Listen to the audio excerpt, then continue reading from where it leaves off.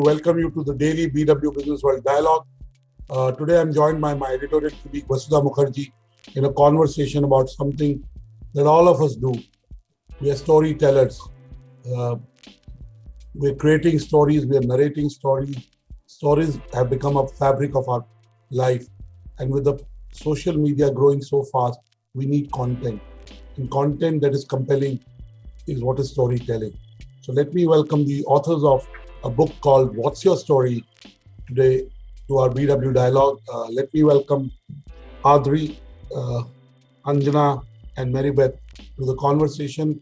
Adri has joined us from Europe. It's afternoon there, so sorry to take you away from your siesta, but welcome Adri. Congratulations to you for writing the book. From India, we have Anjana Menon, who's co-authored the book, and we'll have Marybeth joining in a while. Let me start by asking both of you, first of all, how have been the last 18 months for you, both personally and professionally, since we are doing this in the backdrop of the pandemic? I think I would say slow and fast, if I had to describe it. And I think life slowed down quite a bit in the pandemic, in some ways in a good way, because it took away a lot of the unnecessary running around and, sitting on flights for hours, going for meetings, sitting in traffic, going for meetings. So it took away a lot of stuff, which now in hindsight, I think people realize is unnecessary. Just like I think 2 years ago, we would have had this conversation in a studio. And now it's online, people are comfortable with it, they're happy to listen to it. So it freed up a lot of time. And because it freed up a lot of time, it fast forwarded a lot of the writing projects. And so that's why I say it was slow and fast. I was able to finish this book with Adri and Marybeth, and I have another book that I've finished, which is coming out later on in the year. So I managed to write 2 books. And professionally, that was rewarding because, it was constructive. Personally, I think it was difficult. It was difficult because I had close friends and extended family who went through a lot of trauma, who struggled with, family members who had COVID. I lost some friends and acquaintances as well. So that portion was difficult. The speed with which the pandemic hit us and our complete lack of preparedness to something of the scale was an eye-opener. It was very humbling. And I think in hindsight, I'm very grateful that I was safe through it. My immediate family was safe through it. And I think I'm left with a lot of gratitude. If I look back, 2 books and good health, it's a tremendous gift. So I'm very grateful for that. Absolutely. And Adri, for you, how were the last 18 months? I agree with much of what Anjana said. I feel very fortunate that my family has been safe and we're all vaccinated now. It's and the time to think and write and reflect on what I've done in my career was helped me move forward and do something absolutely new, which was to write a whole book with my esteemed colleagues, and also to try to think about other projects and to really the fact that the world has become more accepting of remote work and doing everything online, including sessions such as this, which wouldn't have been possible earlier, has only benefited me. So I'm also grateful. Thank you so much. I would say it was a mixed bag, but we're grateful that we are alive and grateful that we've been able to carry on our work. You've written books, you've ran a media company. Now let me also dive in. How did you come to collaborate? How did this collaboration come together? And of course, as you said, and many more other collaborators who have become authors have said that actually COVID time has been a blessing in the sense that collaboration has become easy. Time has been saved, as Anjana said, and people are more comfortable doing things remotely. So it's been a blessing. We understand that. But how did the idea of this book come about?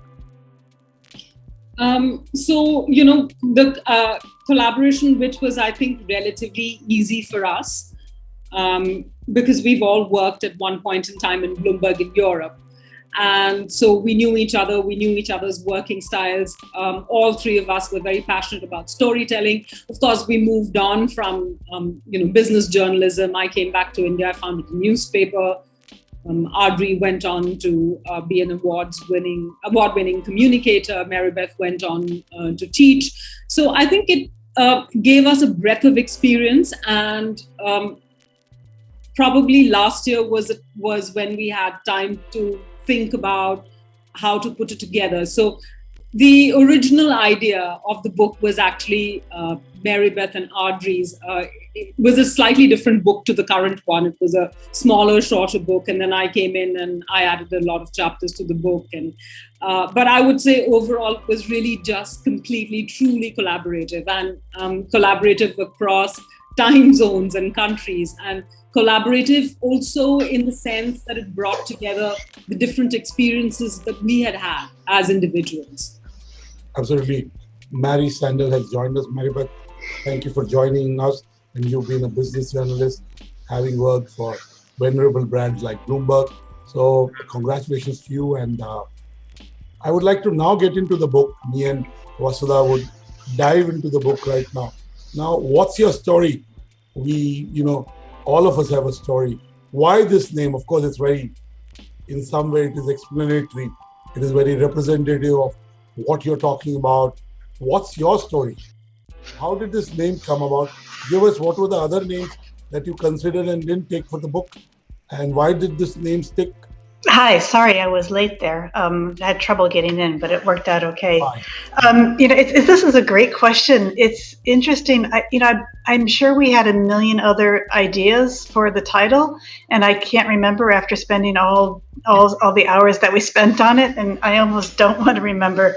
I think this one stuck probably because, in our book we say you need to speak to your audience, you need to be engaging, you need to have them respond to you, you need a conversation. And by asking a question about your story brings people back to the story of telling stories. So it stuck.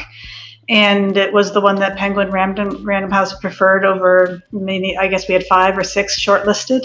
And so it was. Now, one of the, when I was reading the book, one of the things that you say in the book is that digital doesn't make it easier.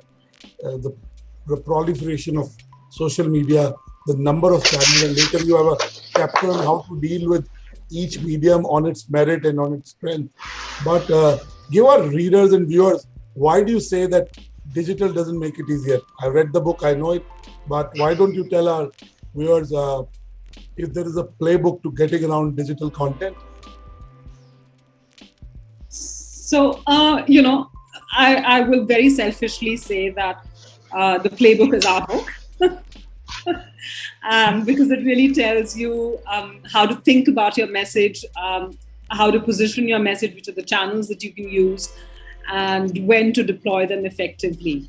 If you were to just look back, say, 10 years, and look at the mediums and the ways in which people communicated, probably half or more of the digital channels we have now wasn't big. Social, for example, wasn't big for whether you think of Twitter, you think of Instagram, and multiple other channels. In fact, I think between us writing the book and the book being released, we even had Clubhouse come into the game. So companies are, finding different ways and different platforms because they want to be heard. They're desperate to be heard.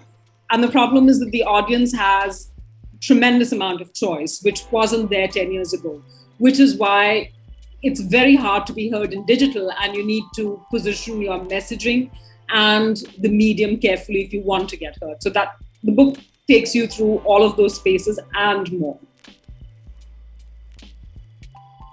Anjana, at this point, I'd like to bring in my editorial colleague, Vasudha Mukherjee, who's an avid reader and also read the book, into the conversation to ask the next set of questions before I rejoin. Vasudha, all yours. Thank you, Dr. Batra. And can I just say thank you so much for sharing your book with us and being with us today on this platform and speaking with BW about your journey to writing this book.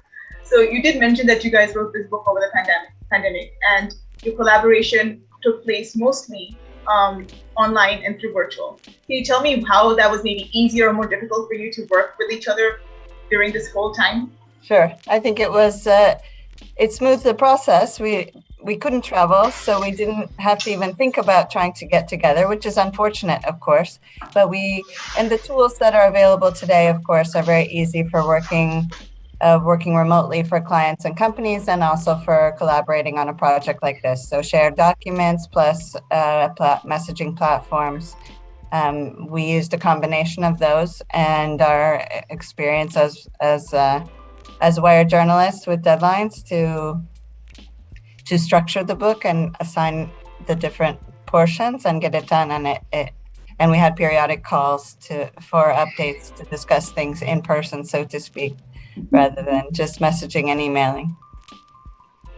Anjana, should I ask you the same question? No, I think Adri's really said it. It's, and I think the shared experience of having worked in a newsroom where you needed to collaborate and do things fast and work as a team, that really helped us. That sort of discipline, I'm quite grateful for. And Mary, any additional comments or? No, I definitely could add to that, and bridge back to the previous comment about how today we are almost overwhelmed with channels to communicate on, and that's what's made digital harder when you're getting your message out. Yes, we had the tools we needed to collaborate, and it was easy because we've worked in newsrooms, but I think we also were overwhelmed with the options of tools we could work with. Do we write in Word and collaborate? Do we write in Google Docs and collaborate? Do we message each other on WhatsApp? Or no, wait, Messenger. Oh, wait, no, I'll send you an email. Or do we talk to each other? Your phone is beeping and you never know where the next message is coming from or where you should put the next message. So I think in a way, the collaboration process that we went through, we really felt the pain of the multiple of digital channels that you have in regular messaging. But there were some upsides too, right? Like, when you're frustrated with each other, when you don't have the can't immediately scream at them, when you just be like, okay, well, let me see how this sounds on paper first.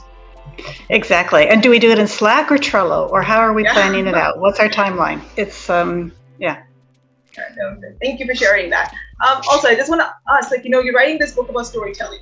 So what makes this book different from any other book about storytelling?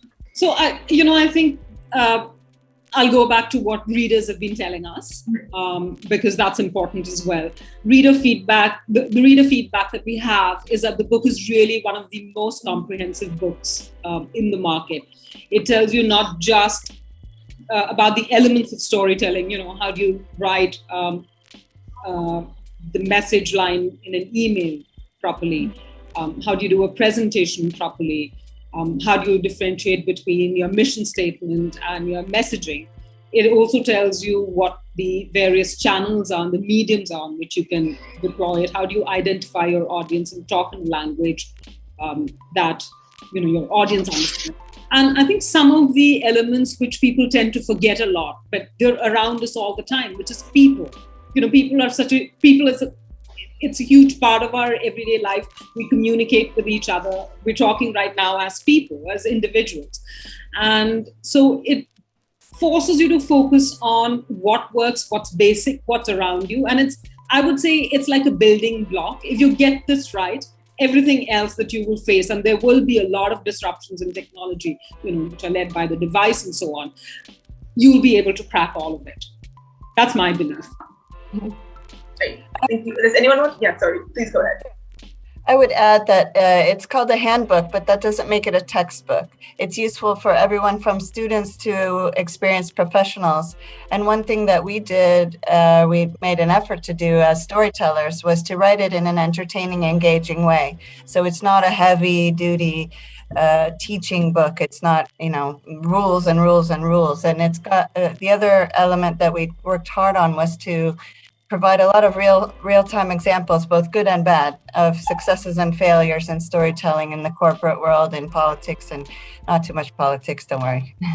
And then Marybeth's idea, which she can elaborate on, was to have the exercises at the end of each chapter, which we also hope are fun for people to do.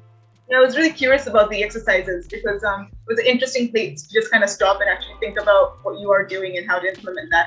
What made you want to add the exercises? Mary, you're the one who started, right? Sure. Yeah. So before I moved back to Stockholm, I was teaching at University of North Carolina journalism in the communications department at the Pembroke campus. And the hardest thing for any teacher when you get started is to do that course plan that includes things that engage the students in the topics. So you can talk about it, but unless you have something that makes them do it themselves, they don't really remember what you're saying. So exercises and finding other people's exercises became like the thing that the professor does the month before class is starting. You're desperately trying to find what's the best out there. So from that experience, I thought if you're going to use this as a book for teaching, it'd be great to have the exercises in there. Yeah, no, absolutely. Those definitely made me, at least gave me a stop. And I love the examples that you use. They're very relatable. Not all of them, but some of them are relatable. And it's good that there's a variety of those throughout the book. And there's never a dull moment. And you're saying that this is for students, from students to professionals. Was it difficult to kind of manage that kind of an audience? Like, a student has different expectations, a professional has too much expectation. You don't want to be too difficult for one or too easy and boring for the other. How did you guys balance that out? That's a good question. Sorry. I was just going to say, I think we didn't think of it that way. I think we took the approach that if you picked up this book, you're curious, and we're all constant learners. We're all always on a learning journey. So we tried to write exercises that fit what we wanted to teach, what we wanted to tell or show. So the exercises were written to the content, not and to speak to all audiences who are curious. Adri? Everyone wants to and needs to learn how to tell a story. And in our careers, we've encountered people really struggling with it. How do I tell and helping them tell it better. All three of us are involved in that in our professional lives. And so we thought in that way, it automatically has relevance to a broad range of people, from students to professionals who are curious about how to do this right.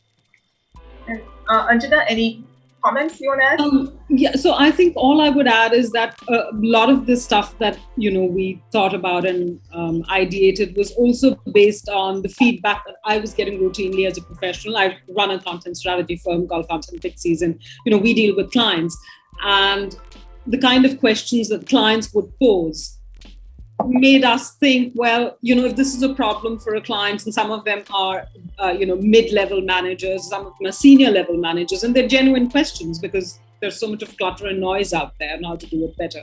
So it seemed appropriate to take those learnings and use examples to explain those concepts. That makes sense. You took what you already knew and you put it into a handbook. That's perfect. I think that's exactly what we're looking for. And also as a journalist, I actually really enjoyed some of the chapters. I actually went straight to words. And I'm going to start with that chapter. It's actually killer headlines, because even now, all my senior editors have always changed my headlines. I never write good headlines. But what made you want to add that chapter? Is this something that everyone struggles with? I would love to know. I think it's absolutely essential to have a good headline. Marybeth is the one who remembers the numbers, but people won't click on it if you don't. It's just crucial. And so we try to give our best tips for getting it right. That said, it also says in the book that you have to write dozens of them before you hit on the right one. And I can't say that I do that every single time. We don't always have time. But if you keep trying, if you ask a question like we did in the title of the book, if you can engage readers and not give everything away, but not be dishonest, it's a skill that needs to be honed. Definitely. Is this something that any of you have personally struggled with, or every day? Every day? Every day. Yeah. I mean, I would agree that it definitely takes time, and you do get better if you keep at it. And I think back to when we were all young and entering the newsroom in London, there were 3 senior editors who sat there. None of them are with us anymore. Gerard Bray, John Sims, Larry King. And they would sit and banter back and forth and take one story and write 17 headlines and then pick the best one. And it was always really good. And it was always better than anything we young cub reporters could come up with. But fast forward 25 years, and we in our jobs are all the ones who are rewriting the headlines for the communities we work with. So I think we've gotten there, and hope that we can inspire the next generation, because it really is, once you get into it, it's so much fun to try and rewrite headlines and work and collaborate on them. So it's a journey. It takes more than one person a lot of times. You got to bounce ideas off people, and it's so crucial to take that extra time to think maybe this is the right one. Yeah, no, absolutely. And your book has a great headline too. Definitely attention grabbing. So I think you guys all nailed that. Let's move on to the next parts of it. Like you talked about the different elements of storytelling. Can you elaborate a little bit more about that? What are the different elements of storytelling? There's lots of elements of storytelling, but what we've described in the book is you have to start, before you tell the story, you have to start thinking about who you're talking to, what message you want to get across, because that's how you decide how to structure the story.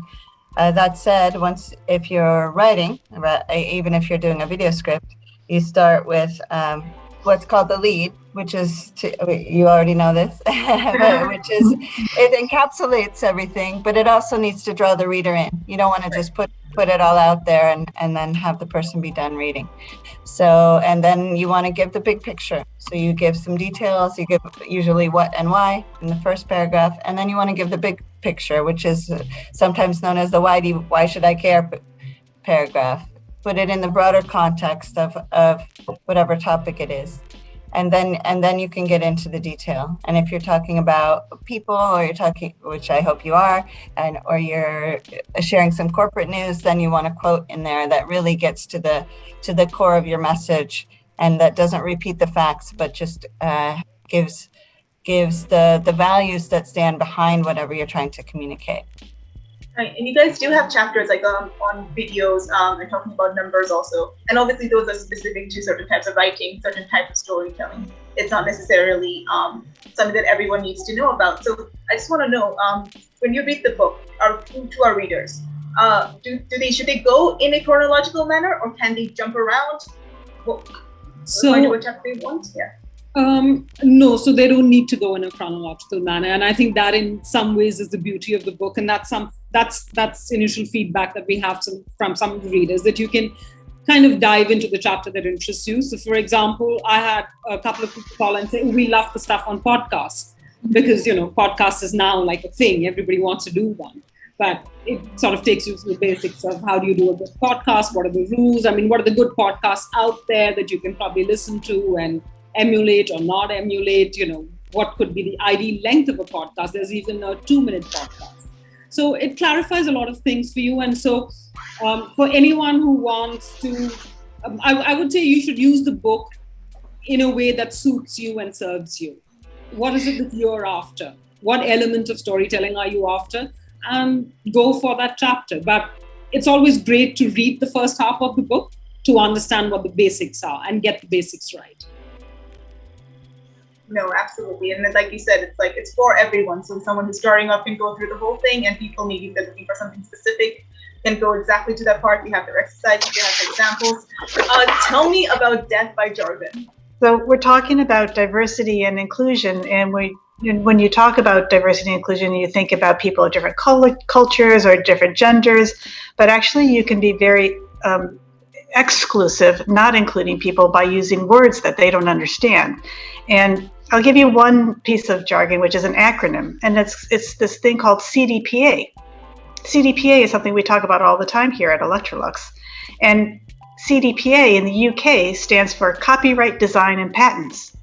But in the US, it stands for Consumer Data Protection Act. But here at Electrolux, it stands for Consumer Driven Product Approach.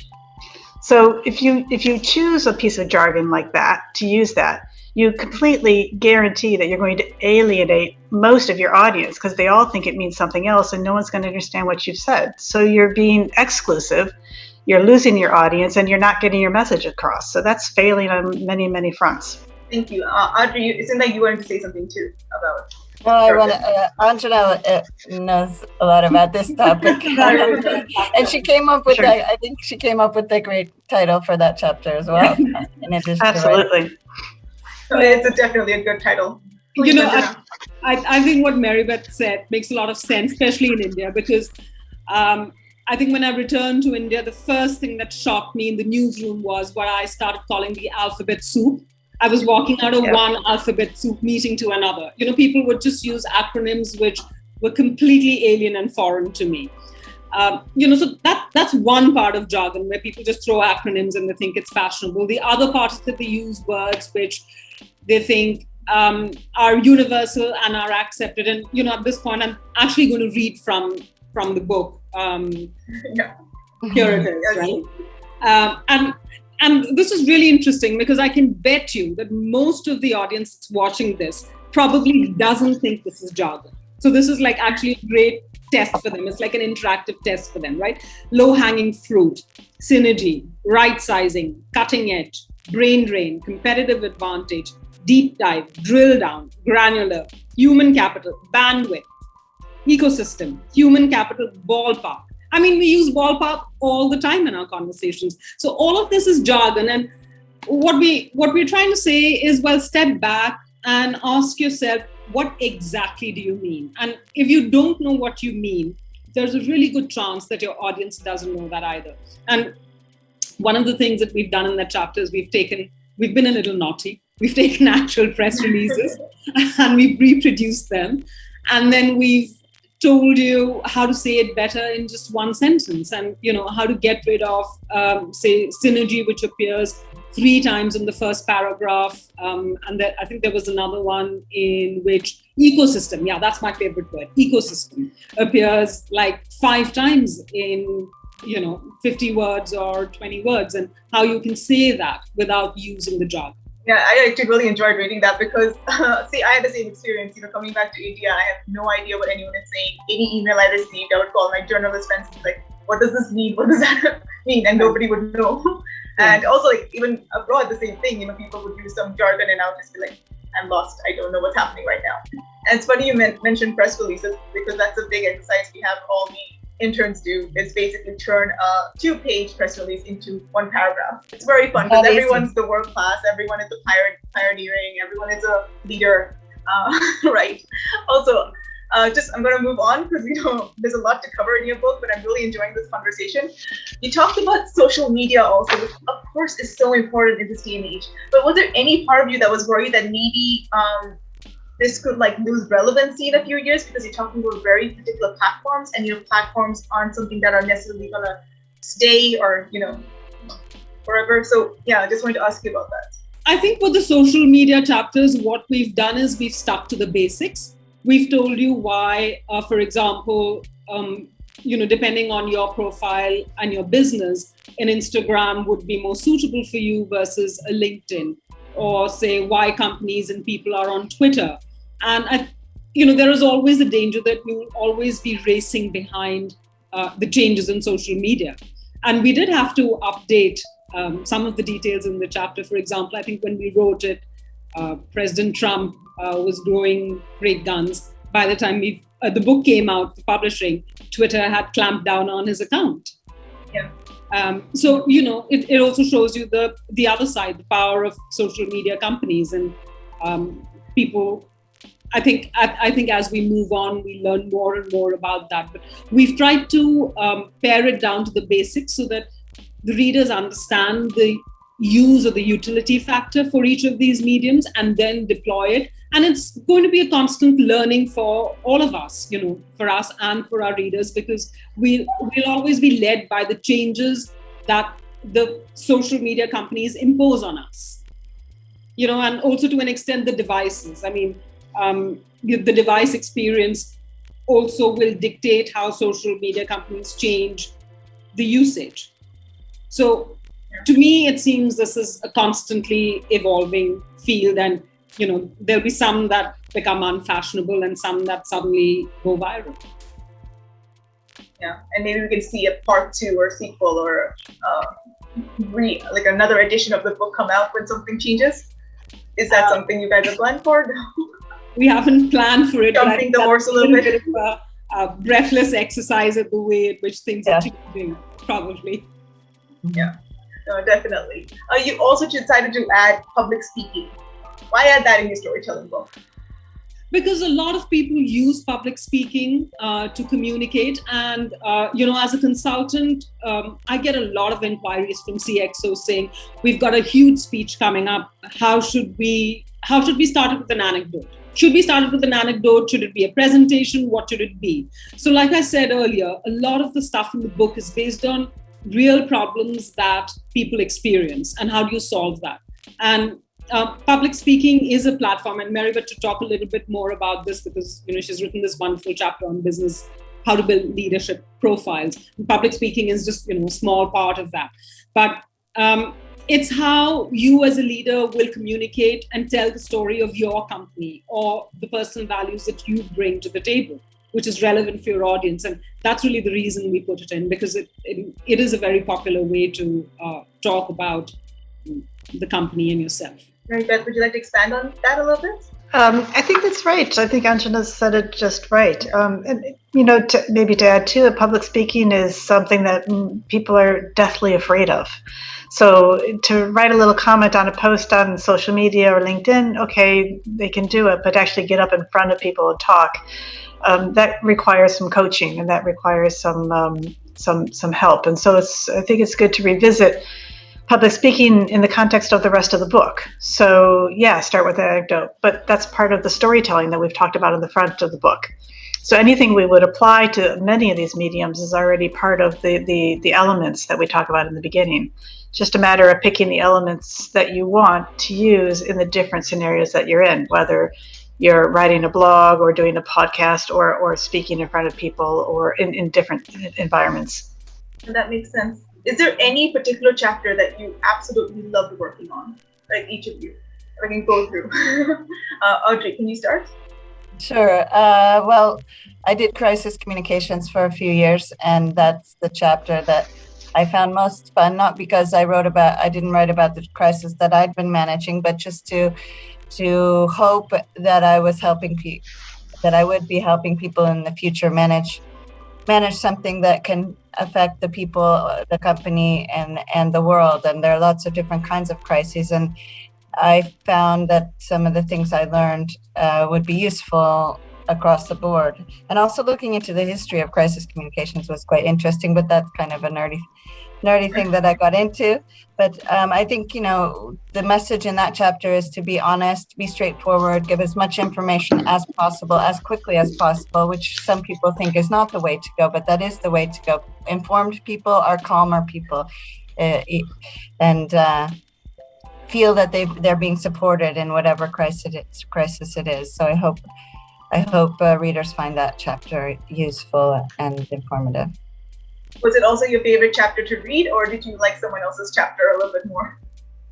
Well, the one I learned the most out of might have been the data chapter.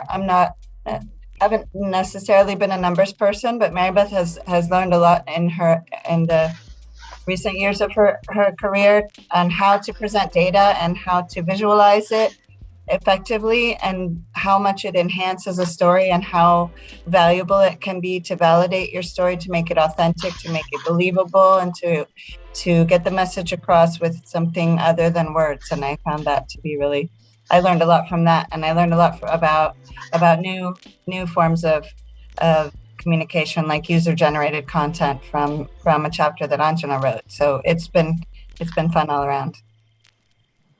Thank you, Adri. Anjana, what about you? What was your favorite chapter to write, and what was your favorite chapter to read? I think to write was definitely Death by Dragon, because that's, I think, where we've been the naughtiest. Yeah. So that was fun, we've taken pot shots at press releases and how consultancies speak. I don't have a favorite baby in terms of all the chapters, because they've all been written with thought and care. But there's one part of the book that I love, because we're three women who've written this book. We made a conscious effort to put in a lot of women examples. And that, I think, we're particularly proud about. And for me, every time I read those women examples, I tell myself, well done that you made an extra effort to put those examples in. That's lovely. Marybeth, what about you? What was your favorite chapter to write and your favorite chapter to read? And they can be the same. I think the writing, the ones that we did last were probably the most exciting because they felt so relevant. And so for me to write the chapter on leadership profiling and positioning was something I was doing a lot of at the time, and it was really, really fun to do. To read, so you don't laugh at me, but I actually felt that going back to the very first chapter of the book was my favorite to read, because you know all of these things. You know that it's about the audience. You know it's about the mission and the message, but it was put together so lovely, so succinctly in that first chapter that I find myself going back to it every time someone comes to me with a communications question or wants advice. I find myself going back to that first chapter and saying, wait a minute. So what's your message? Wait. Who are you trying to talk to? And so I've been applying that chapter more than anything else in the last few months. Sorry, I had to pull up my book to go and make sure I wasn't missing a chapter and read them all. So nice to see it. Yeah, no worries. But also, do you think working together was also that way interesting, because you got to learn so much about things that you probably didn't pay attention to, find out things that other people struggled with that you didn't realize was an issue in writing? Or were you more or less on the same page throughout your journey? I would say, 90% on the same page. And then where we weren't on the same page, it was because we had different experiences. So it just made the book richer. So we could add the experiences of all three and get more than us individually. Can you tell me, what are some of the most common mistakes you see people make when they're writing? I think it's that they use big words that are hard to understand. I mean, that's what I found the most, both in my newsroom career and when I look at press releases that companies send out, or when I attend meetings. There's a tendency to use big words because somehow people think if I use a big word, it sounds important and my message sounds important.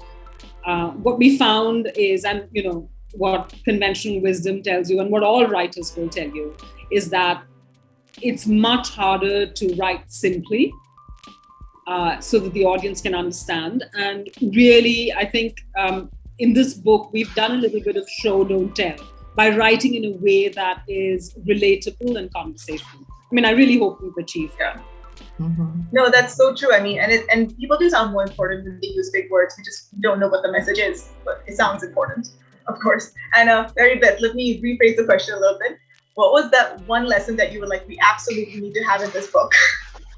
The first chapter. Well, I don't know if there's any one, but if you go back to your mistakes, I think the one thing people can do and apply to everything they do right away is to think about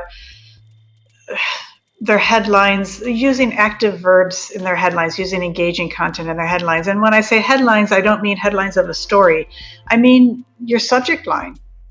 I mean the text you send, or the WhatsApp question you ask. But particularly, I think for most of us working, the thing you put in the subject line of your email, that's your headline. And depending on what you write and how engaging that is, how active that is, people may or may not read what you're sending them. So when we talk about headlines, I don't think we should think about I'm writing the headline for a newspaper. It's actually, we do it every siningle day. Yeah, no, that's very true. Adri, you're smiling, so I'm hoping I agree. Well, because I agree with Marybeth, and Anjana for sure, people are not using simple language the way we tried to do in the book. But I would add something that we've alluded to earlier, which was to write down what you want to say, and then read it and pretend you're the audience, pretend you're the person you're speaking to. For example, if you really are trying to simplify something, or you suddenly realize you need to simplify something, then think, what if I told my mother or my aunt or my uncle this story? Would they understand? And I've done stories like that where I just rewrote someone's bio or something in such a way that a broader audience would understand, for an academic or a scientist. And they took that and they said, thank you. Now I can explain to my family what I do for a living. And that, and they could tell their story just because I reworked their bio a little bit to take out some of the jargon and to make it more personable. And because I was able to make that shift, and I think people need to do that a little bit more often. Yeah, no, those are excellent points, and thank you for pointing those out. I think we are all guilty of doing that at some point in our life, where I think it's also a lazy way to kind of go about it, when you just go like, well, I'm just going to go with this headline, this big word, and this little jargon, and it's going to all sound good. But I do want to, but I wanted to also ask you all, why choose a book? Because you are a journalist, you know that we talk about all these different mediums of getting out there, YouTube channels, podcasts.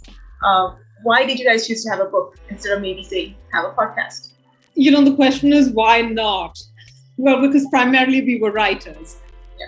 And I personally didn't want to do television, though I know video is really popular. I didn't want to do YouTube because I think I had some amount of television fatigue after being a national channel. And personally for me, I've always loved reading and I've loved writing. So this was something that I could do naturally and easily. And that's, if you want to succeed at something, try with the stuff that you can do well. So I think that's a basic formula that I applied.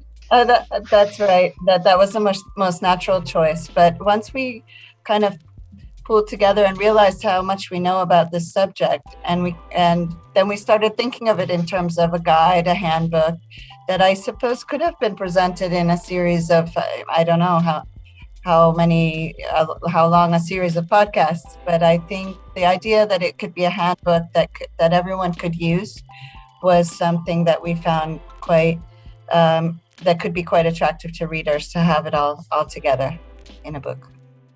Yeah. Which is obviously available digitally as well, so you don't have to purchase like a big textbook. Exactly, and that's exactly what I was going to jump in and say. And to case in point, to make it more of an anecdote, when was the last time you went back to a podcast and said, "Oh, I want to find that spot when they were talking about that thing. Was it at 3 minutes or 4 minutes or 7.5 minutes?" With a book, you could just pull it off the shelf. You kind of remember the chapter, or if you have it digitally in a Kindle, even better, you can search for the words. You can go. It is a handbook. You want to go back to it and use it again. And so this medium makes it easier to use as a reference point than, say, other ways of producing it. No, that makes absolute sense. And I also prefer books over, I love podcasts, but like you said, it's difficult to sometimes sometimes fall asleep and then you don't know where you left off. And those can always be difficult. I also want to, I'm sorry, I know I'm asking you a lot of questions and I don't want you to give away too much of the book, because obviously we want people to come and read it. But what are some things that you would say one should absolutely not do when writing the story? Because you talk about all things we should do, but what are the big no-nos? One of the things that, and I've written about this separately on other platforms, is I'm going to borrow this, millennial word, FOMO. Yeah. People think that they need to be on every single platform. And that, if they have a message, they've got to be on Facebook, they've got to be on LinkedIn, they've got to be on Insta, they've got to be just pretty much everywhere. And what we have found consistently is that all of these mediums take up a lot of time. It is time consuming, building all your profiles and being consistent and being responsive. And your audience isn't on all the platforms. Your audience is on one or two platforms. And that goes back to the beginning of the book, like Marybeth said, the first chapter, because it nails everything down for you. It says, know your audience. So the thing that you need to do is know your audience. Not everyone is your audience. You don't have to speak to everyone. You have to speak to your audience and build a relationship with your audience. So don't try to be everywhere. That's the thing that I would say. Be where you belong. Don't try to belong where you don't belong. I think Anjana's nailed it in terms of putting it in. I prefer to put it in terms of what you should do rather than what you shouldn't do. To draw a parallel with, for example, job seekers. Sometimes people put out on platforms, even on LinkedIn, I'm looking for a job. I have this degree. I know these languages, and I'll do anything. And that doesn't appeal to any employers. And the same with your story and your channels. You need to craft your story. What is it that you're good at? What is it that you want to say? What is that you can contribute? What story is it that you can contribute to? And who will benefit? So, or who do you want to reach with it?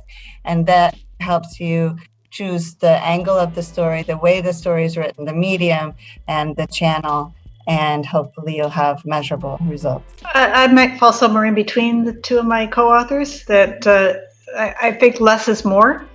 And so if you do try and hit all the channels, you risk spamming people. I know when I go from Facebook to Insta and I see the same person posting the same thing twice, I get a little annoyed with it.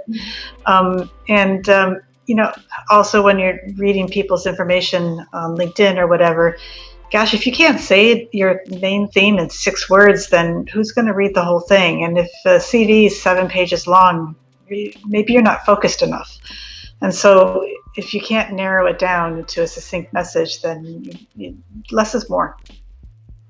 No, you're absolutely correct. I think we've had like such a wonderful conversation, so I'd actually like to wrap things up over here. But as a final comment, what would you like to say to the budding writer? Advice, comments, except buy the book and go free. Only on Kindle outside of India until December. In December, you can buy it hard copy. But for now, Kindle's the only place, unless you're inside India, then you can buy the book. And thank you so much for taking your time out of your busy schedules to come here and speak with us today on BW Business World. If anyone wants to rewatch this, you can do this on all of our social platforms. We're also on YouTube, LinkedIn, on Facebook, on our own BW Business World page. We're everywhere. But that's because we've already told our story. We're just now letting the world know about it. This is What's Your Story? The Essential Business Storytelling Handbook by Adri, Bruckner, Anjana, Menon, Marybeth, Sandell, and I really hope I said your names right. Please let me know if it was not the case. Okay, thank you so much. And please join us again. We're doing more books almost every Monday. We're having a dialogue with an author and about their book. Same time, same place, same platforms. Thank you and good evening. Thank you for having me. Thank you. Thank you for having us. It's been a pleasure.